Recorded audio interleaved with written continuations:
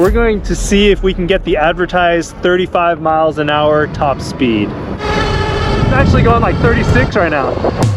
How's it going, guys? Welcome back to Freshly Charged, where we've got the brand new bike from Heybike called the Hero. It's a carbon fiber bike in a massive box, and we've got Dalton behind the camera. And our newest addition to the team, Frosty. He's not gonna be around very long though, so say hi to him before he disappears. So yeah, let's go ahead and just get this thing open so we can check it out. This is a massive box next to a massive snowman. It's not supposed to be too heavy because it's carbon fiber, so I think I can lift this out by myself. Yeah, crazy. There's actually two variations of this bike. This comes as a mid-drive motor or a hub drive motor. We actually received the hub drive motor, which is 1,000 watts, and the mid-drive motor is a 750 watt motor.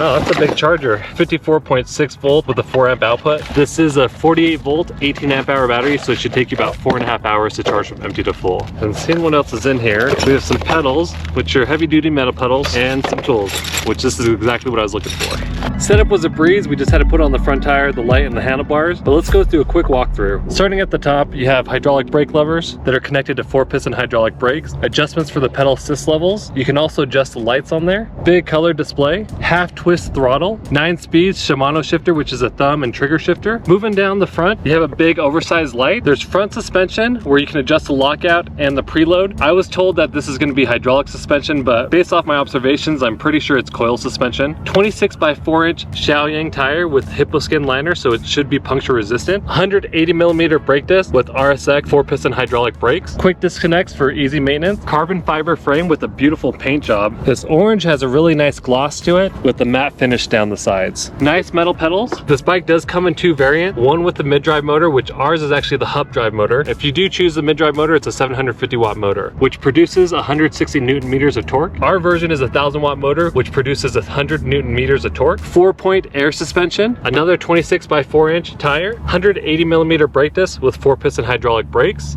We have a 9-speed Shimano drivetrain with the Shimano Altus derailleur. The battery is a 48 volt, 18 amp hour battery, which is UL rated. Right now it's offered in an orange and almost a lime green color. This is a step through version, and they also have a step over version. So we're gonna get this thing freshly charged, take it for a spin, tell you what we love about it, what we hate about it, and should you buy the Heybike Hero.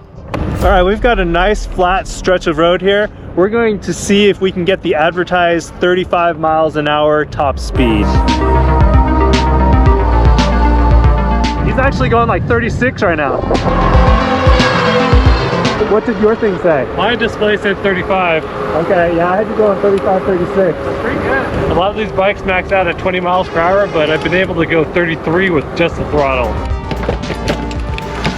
All right, let's talk about what we love best about this Hero bike by Heybike. I love that I can throttle as fast as I want to go. A lot of these bikes, they stop at 20 miles per hour, so the fact that if I want to throttle up to 30 miles per hour, I can do it is great. The paint job is really nice. I actually am very impressed with the glossy orange. Very sleek. You don't see this finish on a lot of e-bikes, and that it's carbon fiber. It's really nice that it's a little bit lighter than what these big fat tire e-bikes are weighing right now. It does hide the carbon fiber. I wish I could see at least some of the carbon fiber, but I know that it is carbon fiber because we took out the battery, we showed you the inside. So very nice that you've got this entire carbon fiber frame, which helps to keep the weight down and make it a very strong e-bike. I like that it comes with a 9-speed Shimano shifter. Most of these fat tire e-bikes are only offering 7 gears, so it's nice to have an extra couple gears. The fat tires that are hippo skin and puncture resistant. We've taken for granted puncture resistant tires because a lot of the bikes and scooters these days are coming with them. But the other day we tested some bikes without puncture resistant tires, and we ended up with 3 flat tires that day. The rear suspension is really comfy when riding.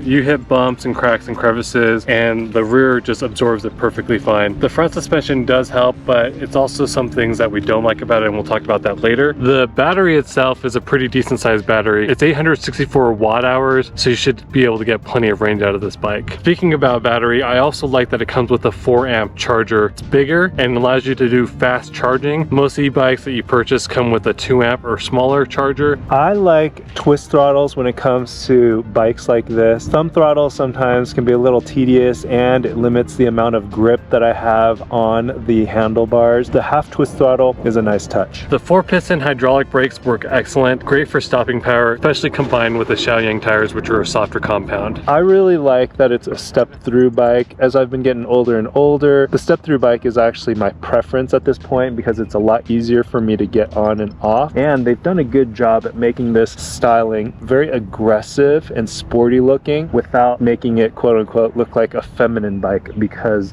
it's a step-through. The 1000-watt motor is really powerful. We've been able to go 35 miles per hour, no problems at all. I do like that it has the Shimano Altus derailleur. A lot of these bikes, they come with Shimano turning derailleurs, so I like that they've chosen a little bit higher grade rather than the least expensive derailleur out there. We're going to talk about what we don't like about this bike and where it can improve at our next stop. All right, we're gonna do our brake test here, test out these brakes. Normally we do them at about 20 miles an hour and then we brake hard to see how far it takes for him to stop. About 18 feet to stop from 20 miles per hour to 0, so not too bad, pretty decent for the 4-piston hydraulic brakes. There are some areas of improvement for this bike. It's the first version of this carbon fiber full suspension bike, and so there are going to be a couple things where it can improve. Andrew, what do you think? One major thing that I think could really help out this bike is adding a torque sensor. I have to pedal almost 1 full revolution before the pedal assist kicks in, and then as soon as I stop pedaling, I'm still going to run off about 5 to 15 feet. The body is so sleek, the paint job looks so good, the carbon fiber is such high quality material. I would expect the cable management to match. This just looks a little sloppy, a little disorganized. This cable here is just kind of flapping in the breeze. You know, I don't know if it's gonna get caught on anything or if it's gonna rub on anything. The cable management, bottom line, needs some improvement. I went to the booth at CES and I asked them specifically, was this gonna have hydraulic suspension, because the demo unit that they had there was coil suspension. I was told multiple times it was going to become hydraulic suspension, but from my observation, this is 100% a coil suspension, and it does bottom out pretty easy underneath my 200-pound frame. And the other switcheroo that they did from the CES model that we saw was the display. The display on the CES model was built into the handlebars. I believe that's still what you're going to get if you buy the mid-drive motor version, but on this bike, which is the hub drive version, has this display that just sticks out and it's not part of the handlebars. The light is kind of weak, it's big, it looks like it should be bright, but it's not. There's a lot of mislabeling on the website, them labeling this as hydraulic suspension, but it's coil suspension. The instruction manual shows that the battery is 964 watt hours, but it's actually 864 watt hours. The top speed on the website says it's 32 miles per hour in one section, and then on another section it says 35 miles per hour. So there just needs to be a little bit cleaning up of the website. With the big fat tires, this is great for riding light off-road trails, wet conditions, on light snowy conditions, on muddy trails, except for the fact that it doesn't come with any fenders, front or rear, which I think is a big miss for something that it seems like should be designed for all types of terrain. One other thing that Jimmy and I both agree on is that we wish that you could see some of the carbon fiber. Carbon fiber is sexy. If you're going to go through the effort and use carbon fiber as your material, you got to show at least a little skin, a little sneak peek, just to get the guys excited out there. I do like this rear suspension, but I do not love how you fill this up. The problem is that in order to get a pump fitting on here, I don't think you can really fit one getting this in from this angle. It should have been designed a little bit better where you can actually pump that suspension without having any type of issues. Those are the things that we think could improve on this bike. We're going to ride and we're going to talk about and answer the question, should you buy the Heybike Hero? There is that one thing, do you see that? 90% of the time the throttle works perfectly fine, but sometimes when you go to pull it hard, you'll get that jerking motion. As soon as I stop and release the throttle and then go to pull it again, typically works fine. So weird. If you guys have any ideas what may be causing that shuddering as Andrew is accelerating, let us know in the comments below and we'll let you guys know how they were able to help us fix this problem. Whoa!